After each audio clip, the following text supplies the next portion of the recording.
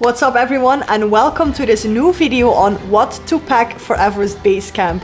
If you are watching this video, it probably means you are planning one of the most epic adventures of your entire life. I am beyond excited for you and I'm here to help, so let's dive in.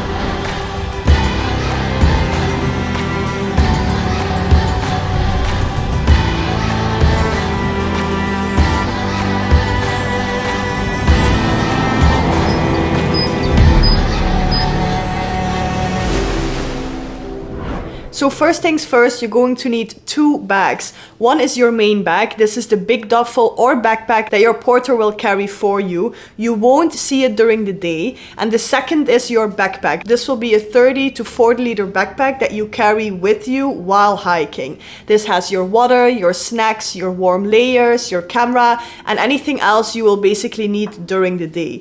And trust me, you have to pack light. Every extra kilos matters at this altitude. Let's first talk about clothes, because the weather changes so fast in the Himalayas, so you always have to think in multiple layers. You'll probably need 2 to 3 thermal base layers, 2 fleeces, one heavier and one lighter, a down jacket, which is super important, a light waterproof jacket for wind and snow, waterproof pants, 2 hiking pants, one thick and one lighter. The lighter pants you will be wearing in the beginning all the time. The higher you go, the colder it gets. You want a thick hiking pants with like a thick layer on the inside. I absolutely loved mine, and I think after above 3,000 meters I only used that one. But don't bring more than 2 hiking pants, because overpacking can be a big problem here and you don't want that. Then very important, sleeping outfit. You'll need warm leggings, a fleece top, cozy socks, and maybe even hand warmers. Hand warmers were literally a lifesaver for me, because many times it was so insanely cold. I could wear all my layers and I was still freezing. Hand warmers you can put anywhere you want. I sometimes put them in my hat, I put them in my gloves or in my socks, and they keep warm, I think between 10 or 12 or even 24 hours. And it's literally a lifesaver. They're not too expensive. You can even buy them on the way, but also bring a few, because these are just God's gift when you're in the mountains. Then I actually think one of the most important things are socks. I definitely spent way too much money on finding the right pair of socks, but I'm so incredibly grateful I did, because I didn't have any blisters during the whole trek, and we have been for 2.5 weeks in the mountains, which is crazy. So always make sure to bring a mix of thin and thick socks. I had 4 merino pairs and switched to dry ones halfway through the day to keep my feet warm and blister free. Then for shoes, solid hiking boots are a must. You have to break them in before the trek and bring comfy slippers or Uggs for in the tea houses. Because at the end of the day, when you arrive at a tea house, all you want to do is take off your heavy hiking boots, and then you want to switch into something comfortable. I brought slippers to wear in the tea houses, but I actually regret that a little bit, because my friend Mash brought Uggs and she was so comfortable and so warm in the tea houses. So I definitely recommend to bring a pair of Uggs or anything warm that you can wear there, so you can switch from your hiking boots to your Uggs, which is just so nice in the evening. I know I maybe said it before already, but I really want to urge you guys to invest in good hiking boots, because solid hiking boots are a must. You're literally walking on your feet the entire day for 8 or 9 hours on rugged terrain, so you have to invest in decent shoes, because they're literally carrying you to almost the top of the world. You have to make sure that they're waterproof and that you have enough ankle support. This is so important. I think I spent 2 weeks trying to find the right shoes, and I'm really happy I did. I looked up which shoes I actually had, for those of you who want to know. Mine are Lowa Renegade Evo Gore-Tex Mid hiking boots. I will put a picture of them here and the link down in the description below. I was really happy with them. Then now let's talk about accessories, because I think accessories were one of the biggest packs that I had in my backpack. I took so much with me, and I used every single thing. I do want to let you guys know that I did this trek in February, which is the winter season, so it was extremely cold. I think the coldest temperature we've had was minus 25. There was no heating in the tea houses, so that's why I used all of it. If you plan your hike in the summer, you can keep this in mind to maybe pack a little bit less. But if you're planning it more towards the winter, I would literally copy and paste everything else that I'm about to say, because with my accessories, I was really happy. So you'll definitely want a warm hat, one that is comfortable, one that looks nice on pictures, one that covers your ears, which is really important because they get cold. Then I had 2 buffs. I had one normal buff from merino wool where you can easily breathe through. This is definitely a must in the mountains because there is so much wind and it's really cold, and also the air there. If you breathe this in directly, you will get a nasty cough and you don't want this. So try to wear your merino wool buff at all times. And then I had a second buff for when it was really cold, like a thick one that I would put over it so the wind couldn't reach it and it was just warmer. Then I had 2 pair of gloves, one thick, one thin. I think that speaks for itself. The thinner ones you can still do things with. The thicker ones are just for when it's really cold. Then, oh my god, sunglasses are a must. The sun at high altitude is no joke. Then you need a headlamp, which is also a non-negotiable because you'll use it almost every morning, especially when you start your hikes in the dark.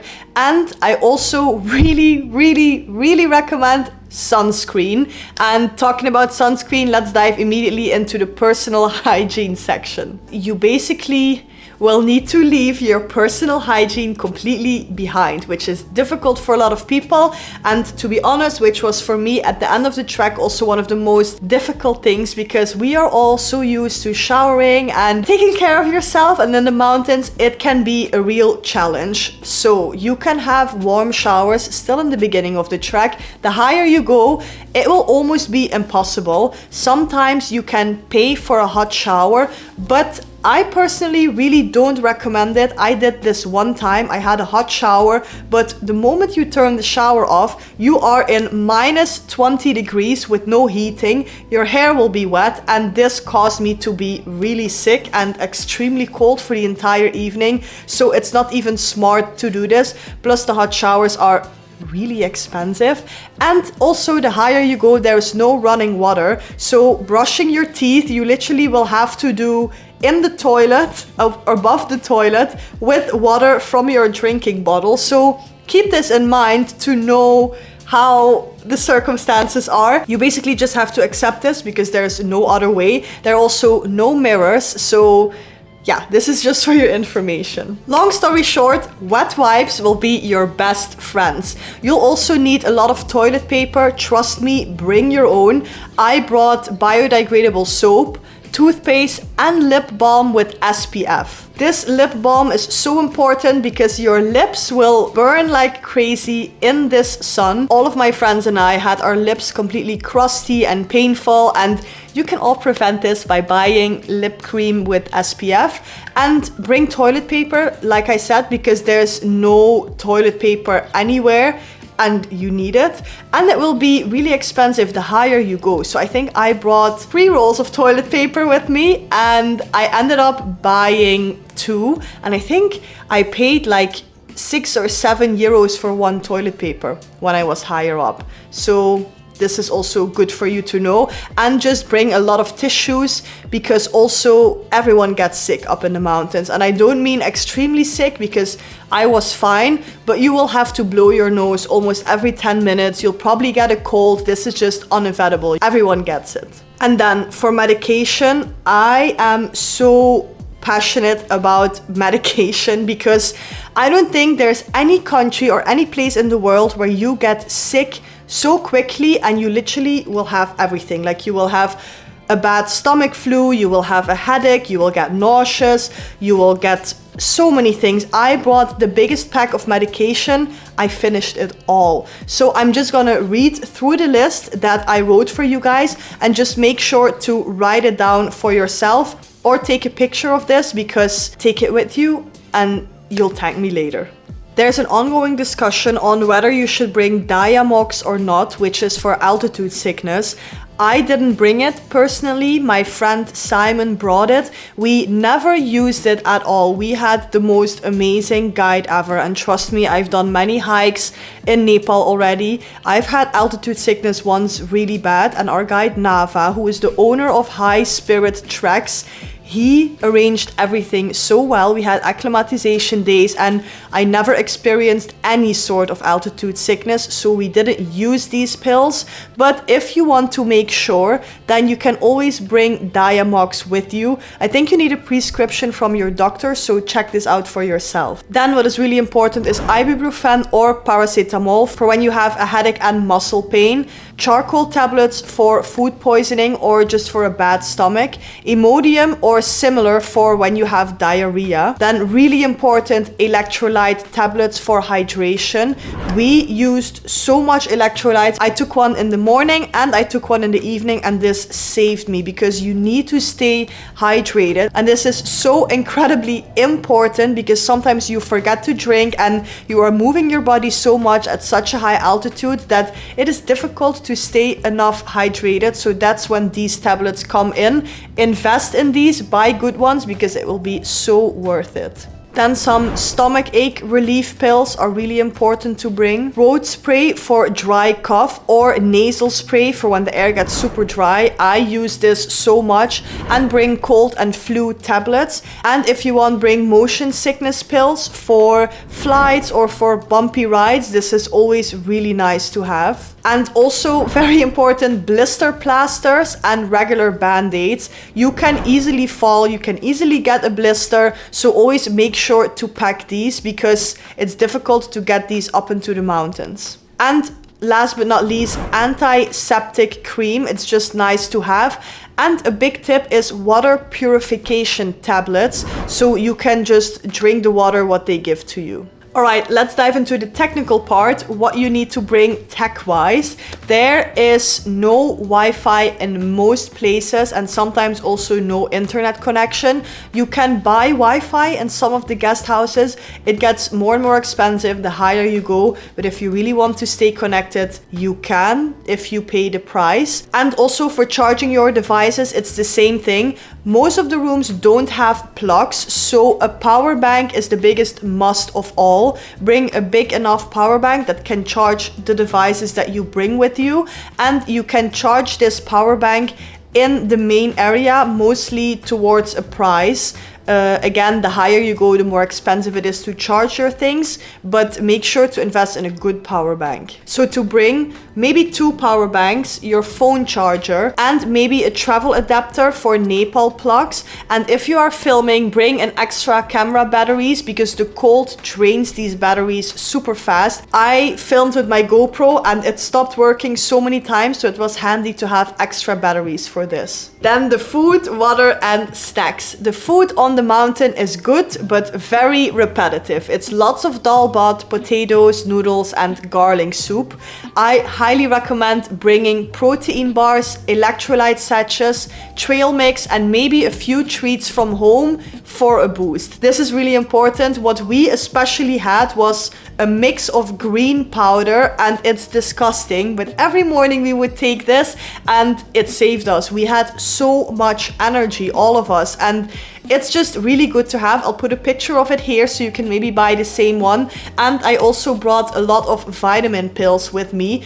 I don't want to advise you on which vitamin pills to take because that's different for everyone else, but I will tell you the list that I brought with me because they were so incredibly helpful. So I brought multivitamin pills. I had vitamin C and vitamin D pills with me. I had magnesium pills with me and also iron, but only take this if you are low on iron. And then again, super important, the electrolyte sachets, and if you want B complex vitamins. And a big tip, what I didn't have, but everyone recommended it to me, is ginger or ginger pills. and maybe some probiotics. But again, I am not a doctor. I don't want to advise you what to bring, but just keep this in mind and figure out for yourself what would work best for you. Then for water, I had 2 big bottles with me and water purification tablets. You can buy boiled water at the tea houses, which is really nice because this means there will be no bacteria in there, and you can put it in your water bottles and then bring them with you at night, which is so nice. I'll put a picture of my water bottle here because you should buy exactly the same. I was so happy with it. Then some bonus items that really helped me. Definitely bring a sleeping bag rated to -10 or even lower. Bring maybe 1 plastic bag to separate your clean and dirty clothes, which in the end of the trip is so nice to have. Then 1 microfiber towel for if you want to wash your face or dry your hands. There will be no towels at all the higher you go, so it's nice to have one with you. And bring a lot of cash. You need it for food tips and if you want to charge your devices or if you want to take a hot shower. Bring enough cash with you because you cannot get any cash higher in the mountains. I brought around $450 in Nepali rupees and I almost used all of it. So this is around the amount that you can bring with you. But keep in mind, we also did Chola Pass and Gokyo Lake after, so we had a bit of a longer trip, but I think between $300 and $500 cash will get you there.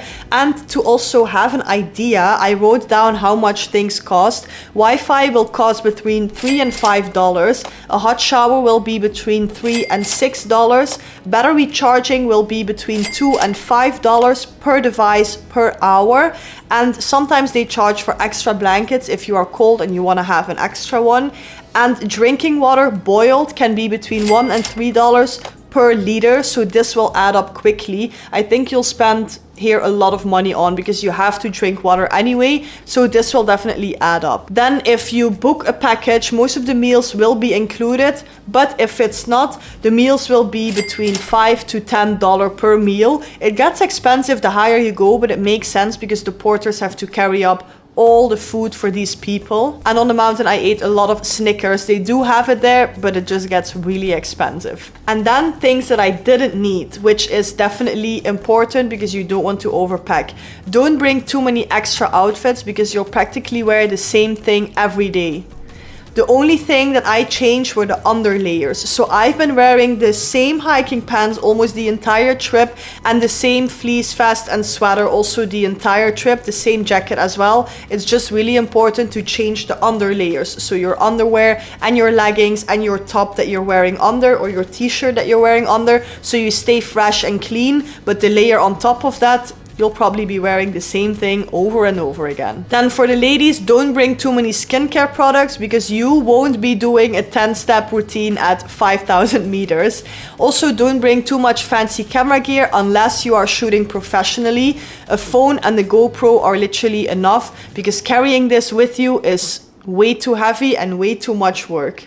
So I think I covered most of it right now. If you have any questions, put them down in the comments below. I really recommend you guys to watch my Everest film. I made a beautiful documentary about our hike in Everest. You can check it out through the link in my description or simply click on here above so you can watch it. Then I booked my trip with High Spirit Treks. The owner, Nava, is one of my best friends in Nepal. I trust him literally with my life and I could not recommend him more. If you book your trek with him, so much will be taken care of and I can guarantee you, you won't get altitude sickness as well. So you can also check him out through the link in my description. And I'm also selling for the cheapest price ever a complete comprehensive packing guide through the link in my description. So if you want that, you can check it out right now. And I think that's it for now. Have the best time on Everest Basecamp. Send me pictures on my Instagram DM. I would love to see you guys doing this trek. And as always, I will see you in my next one.